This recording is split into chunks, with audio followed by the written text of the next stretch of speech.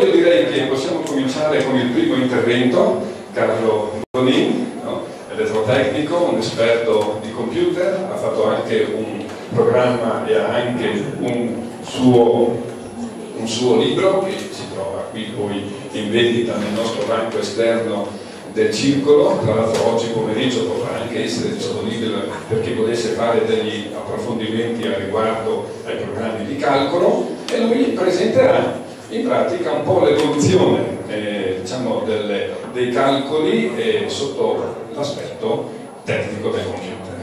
Allora lo sentiamo ben volentieri. Ogni intervento comunque dura circa un quarto d'ora, quindi dovremmo per mezzogiorno circa terminare questa nostra conferenza. Allora vi auguro a tutti diciamo un buon ascolto con i nostri bravi relatori. Grazie.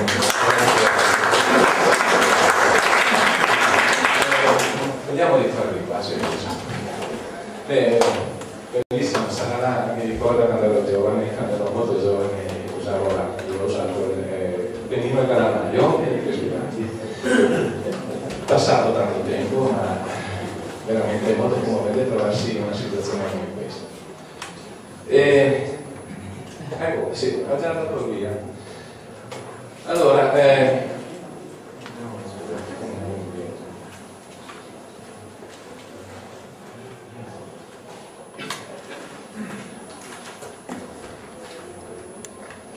così, intanto faccio il discorso di inizio. Io penso che chi è qui in questo momento sia stato nella sua vita per un momento affascinato dagli orologi solari, quindi magari abbia provato anche a costruirne qualcuno. Immagino come si possa iniziare, si pianta un chiodo e si aspetta ogni ora di segnale il momento dove cade l'ombra, distribuito il vertice dello stilo, il cosiddetto gnommone, cade sul quadrante. Poi passa il tempo e ci si accorge che non è più allo stesso punto e si resta un po' male. Si resta un po' male e sì, cosa si fa? Si capisce che o si studia o si va in cerca di uno che le cose già le ha approfondite, oppure si lascia stare. Io invece ho pensato, lasciamo perdere un po' come sia arrivata la passione per questi strumenti. Io considero degli strumenti oltre che dei motivi di arte, di fare dell'arte. Perché fondamentalmente il loro scopo è scientifico, quello di segnare il tempo utilizzando i modi della Terra del Sole, e poi questo ha dato la possibilità di sviluppare una cultura che non è solamente scientifica ma anche artistica, con capolavori meravigliosi in giro per il mondo. Io ho pensato per le persone che vorrebbero costruirsi un quadrante solare ma in qualche modo si trovano in difficoltà, e ho elaborato un programma di calcolo che secondo me è a portata di tutti, basta avere un po' di conoscenze di scuola media inferiore. E la teoria poi l'ho tradotta in un libro, perché chiaramente uno può anche farsi il quadrante e poi magari gli viene voglia di capire come funziona. La copertina, ecco. Partiamo da questo gioco che lo conoscerete tutti, la pista cifrata, no? C'è un disegno nascosto, per scoprirlo bisogna unire i punti dall'uno all'ultimo in sequenza e alla fine comparirà un'immagine. Il quadrante solare, il disegno, il grafico del quadrante solare è esattamente un disegno che già conosciamo ma di cui non sappiamo i punti dove sono messi. Questo è un quadrante solare abbastanza evoluto, io lo chiamo moderno perché ci sono anche le lemniscate, gli anaremi, queste linee che indicano l'esatto, cioè che allineano l'orologio solare con l'orologio col tempo in uso, col tempo civile. Se noi potessimo per esempio conoscere la posizione del punto critico, a parte che è un punto che si conosce arbitrariamente dove si vuole, in alto di solito, e da quel punto sappiamo che se dalla parete verticale l'asse meridiano scende verticalmente. Se conoscessimo dove si trova quel punto là saremmo in grado di disegnare la linea dell'orizzonte, la linea orizzontale e così via. Se conoscessimo dove si trova quel punto là saremmo in grado anche di indicare la linea isospirale o sottospirale o sottospirale, come potete chiamare, così via. Praticamente se noi abbiamo dei punti siamo in grado di ricostruire il disegno. E sono partito da questo principio qua, è un po' diverso dal principio su cui si basavano anticamente i quadranti, le tecniche di progettazione di quadranti solari, che erano prettamente di tipo geometrico, quindi compasso, striscia, riga, squadra e avanti, no? Qui si tratta di numeri, come vedrete. Chi è che ci ha dato la possibilità di sapere esattamente come posizionare i punti su una superficie attraverso dei dati matematici? Beh, questo signore qua, ecco, di cui vi dico qualcosa perché io purtroppo con la storia sono un po', ho fatto litigato. Questo è Descartes, René Descartes, detto Cartesio, noi italiani lo chiamiamo così.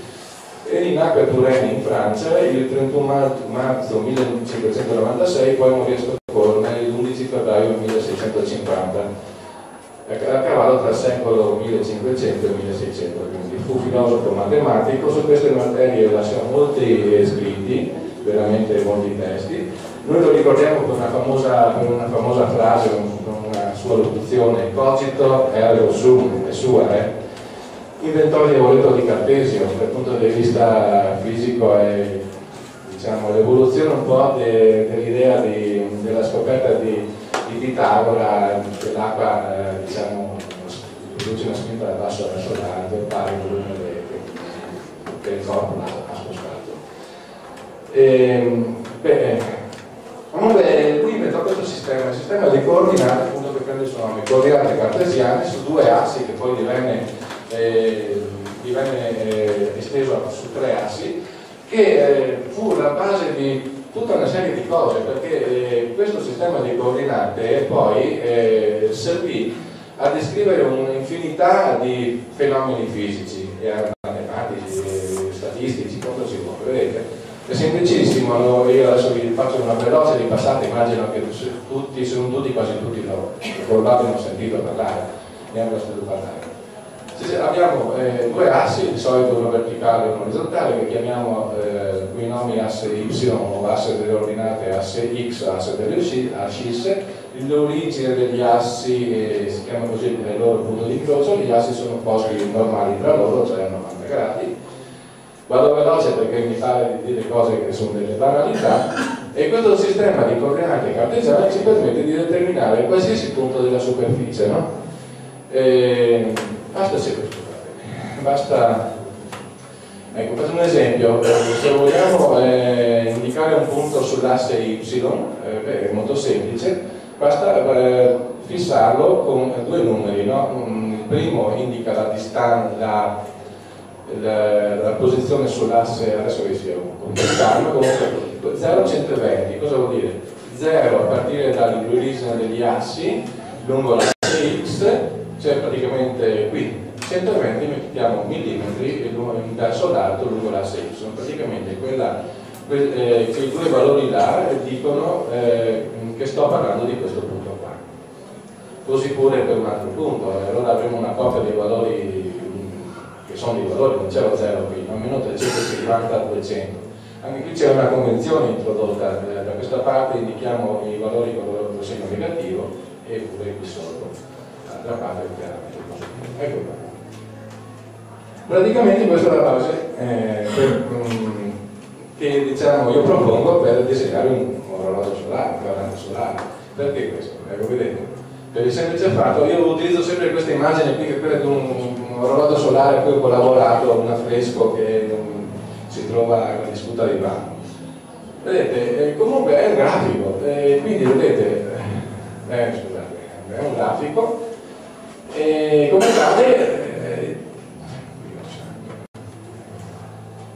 tale è rappresentabile o quantomeno individuabile utilizzando due assi o due posizionati. Questa è un'analogia. Cosa fa il computer? C'è un'analogia tra il computer e il sistema di produzione industriale, no? Noi in un sistema di produzione industriale abbiamo un'industria che produce prodotti finiti elaborando materie grezze, no? Materie di base. Quindi per esempio il processo di produzione della carta, abbiamo i film di piatto che Il computer praticamente offre la possibilità di elaborare dati per fornire dei risultati. I dati grezzi diventano dati fruibili. Quindi un programma per computer non fa altro che questo lavoro qua, cioè trasformare dati grezzi in dati utilizzabili. Noi dobbiamo dare alla macchina delle informazioni, lei ci fornisce i punti che noi usiamo, abbiamo bisogno di conoscere per disegnare i parametri solari. Quindi quali sono questi valori? Beh, guardate, un valore ovviamente lo sapete tutti, sono le coordinate del luogo in cui si deve montare il quadrante solare. Lo possiamo avere usando un navigatore satellitare che ormai sono tutti, oppure se volete possiamo usare anche il Google Earth, no? Posizionando il puntatore di Google sulla zona in cui si vuole conoscere le coordinate cartesiane e geografiche. Eccole qua, sotto si leggono le coordinate geografiche, stiamo mettendo attenti ai sistemi di coordinate in uso, ce ne sono diversi, comunque quelli che usano Google Earth e quelli che traduce il navigatore, se sono nella forma nord, gradi, primi, secondi, est, gradi, primi, secondi, sono quelle praticamente delle ellissoidi internazionali, quindi quelle che si usano per i nostri calcoli. Attenzione non andare in UTM 84 o andare in altre forme, in altri sistemi di coordinate di Gauss-Warner, su tutta un'altra cosa. Quindi si partirebbe col dato sbagliato. Il programma di calcolo, che poi è un programma che lavora su Excel, perché ho scelto Excel? Perché Excel è un foglio di calcolo, una cartella di calcolo elettronica diffusissima. Quando uno acquista un computer, se la trova su OpenOffice, una volta la vedevo una parte che mi pare che adesso faccia parte del pacchetto Office, quindi è un prodotto che chi ha il computer ce l'ha, c'è poco da fare. La cartella di calcolo è impostata in modo da fuori una stampa di un elaborato, per cui in certi posti si mettono, in certe celle cosiddette, si mettono i dati che abbiamo bisogno di utilizzare. Questa è una delle videate, è la videata riguardante il foglio dati ingresso uscita, la longitudine, la latitudine. Siccome abbiamo poi bisogno anche di un altro dato, se il quadrante è verticale abbiamo bisogno della declinazione della parete, allora se abbiamo bisogno di un altro dato bisogna che quello ce lo andiamo a pescare da soli, non abbiamo la fortuna di avere Google Earth o cose dobbiamo fare un lavoro sulla parete, inventarci uno strumento e andare lì e fare un sopralluogo. Si stabilisce la data del sopralluogo e lui ci dice in quale istante il Sole si trova in quel momento a passare sul meridiano. Per esempio, al 29 del 5 del 2011, guardate caso proprio oggi, l'avevo preparata. Il Sole passerà sul nostro meridiano alle ore 12, 3 minuti e 53,8 secondi, attenzione, ore solari. Non me lo regale che stiamo usando. Poi qui sotto abbiamo la possibilità di scegliere se lo vogliamo verticale o orizzontale e con un avvio, con una O, basta cliccare sulla scelta bandierina che viene fuori la lettera violetta per la O e uno clicca quello che vuole. Il giorno che dobbiamo fare il sopralluogo, se l'orologio è un orologio verticale, dobbiamo magari con la parete, sono prove che ho fatto a casa mia per vedere se il programma funzionerà. Magari se la parete poi è anche inclinata, cosa che può succedere, dobbiamo allestire un sistema del genere. Se invece è orizzontale, quest'altro sistema. Diciamo, questo qui è una tavoletta con un falso stilo, con uno stilo provvisorio, no? Cioè, alla piede dello stilo ho tracciato una linea che è perpendicolare, cade perpendicolarmente alla parete, ovviamente. Qui c'è un orologio radiocontrollato che mi indica esattamente quando il Sole passa sul meridiano. Qui c'è un filo a piombo che mi serve a vedere se la parete non è perfettamente verticale. Quel momento che ho visto prima, in quel momento io mi segno dove cade la punta l'ombra della punta dell'ognomone, dello stilo. Nell'altro, ecco qua. Se invece l'orologio è orizzontale o inclinato, ha ombra retta praticamente, cioè praticamente se funziona con la luna che va per terra. Nello stesso istante avrò cura di dover insegnarmi dove cade l'ombra di questo punto, che ho usato delle A, dopo aver orientato, scusate, dimenticavo il passato, dopo aver orientato questa barra, che io ho usato delle barre dei profilati d'alluminio, in modo che l'ombra di questa squadretta mi cada esattamente lungo la barra stessa, e quindi devo essere molto bravo anche a prepararmi bene, no? Altrimenti lo faccio in più giorni, se la prima volta va male aspetto il giorno dopo.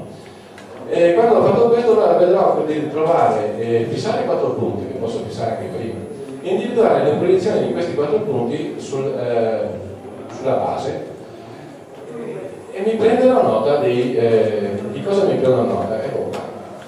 Mi prendo nota, qui c'è uno schema, sempre sul foglio di calcolo ci sono questi schemini.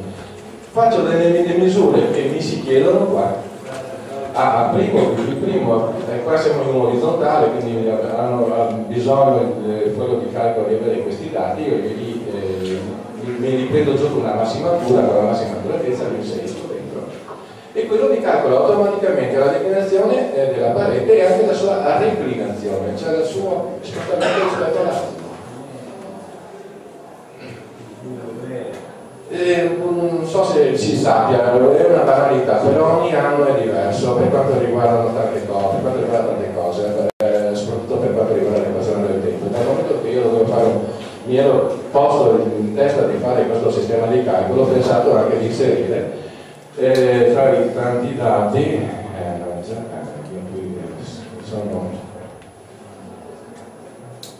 ho pensato di inserire anche l'anno che intendo usare. Cosa è successo?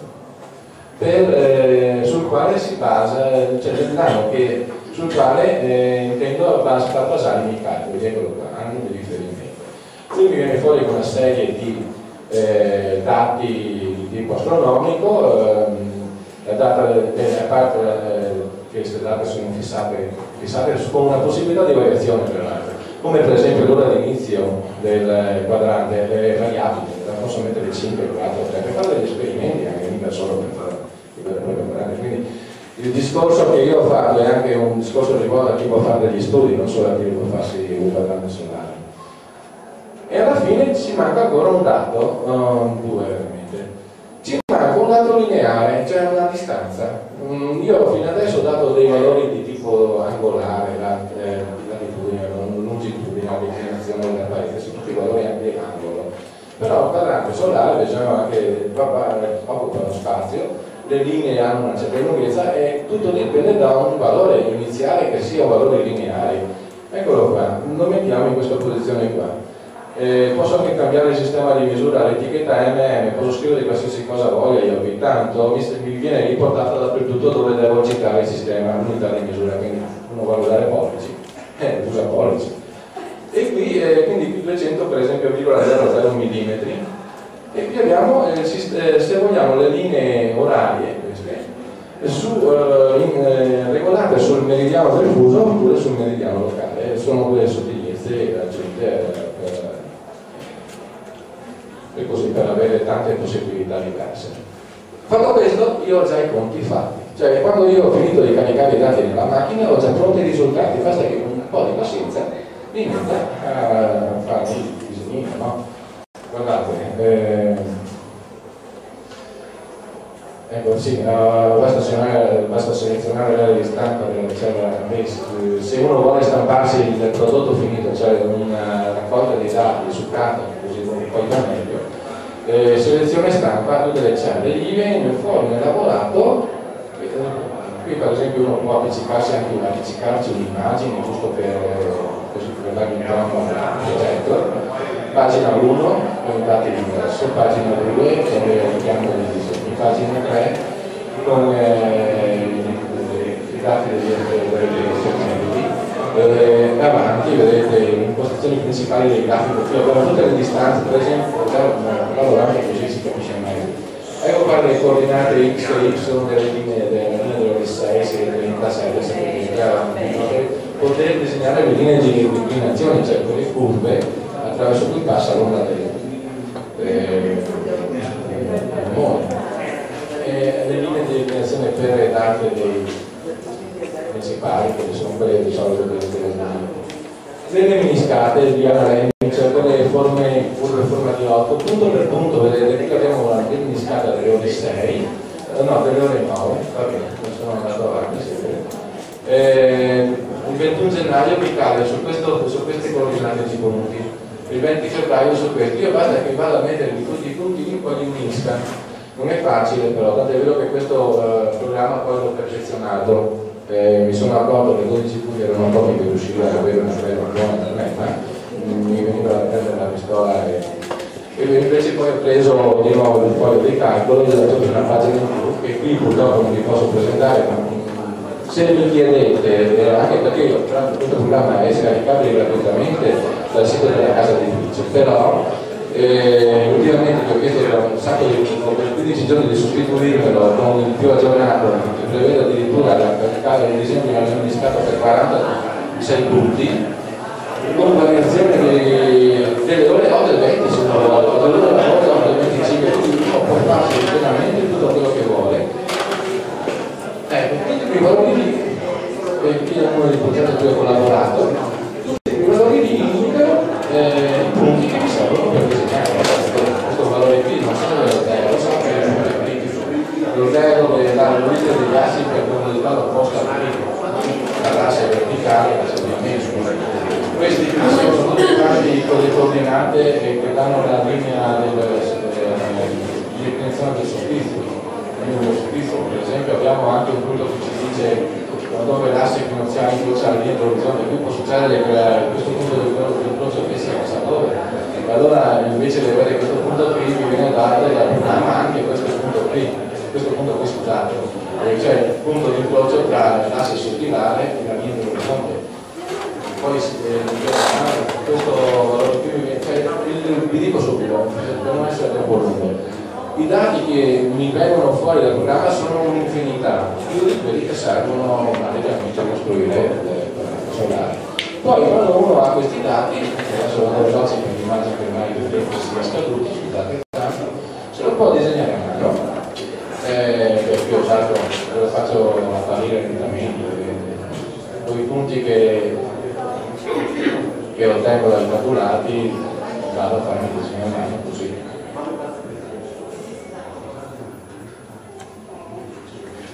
Mi fermo alla lemniscata delle ore 12. Oppure, se vuole, se è capace e pratico di usare un sistema di costruzione, oppure semplicemente con CAD, questo qui non è avviata AutoCAD, vedete, e qui più veloce, ecco lì. Questo è il mio libro e scusate, un po' di pubblicità. Allora, rispetto al passato, oggi noi disponiamo di un'enorme potenza di calcolo, lo dimostra il foglio elettronico che vi ho presentato. Con questo è possibile ottenere ben quadranti solari, D'altro lato vi dico, il foglio di calcolo contempla anche quella collezione per la rifrazione atmosferica, che ultimamente ho ancora perfezionato perché per far veloce avevo fatto un piccolo errore che però si rimessa un pochino sul quadrante solare. Per quello vi dico che ho lasciato anche dei medicamenti da visitare vicino. Se volete saperne di più o volete il programma, domando anch'io, scrivetemi. Per il libro no, a meno che non lo volete prendere subito qui, lo trovate nelle librerie, lo vedetelo, dovete chiedere a me, ma io non ve lo spedisco perché mi costerebbe non contiamo quello che vi lo faccio da qualche libro. Io vi ringrazio, mi permetto di piacere un traguardo per la mia passione, un traguardo arrivare ad Aiello, dopo aver scoperto l'anno scorso che è così importante per la mnemonica, arrivare qui e parlare a voi per me è stata la più grande soddisfazione che ho avuto.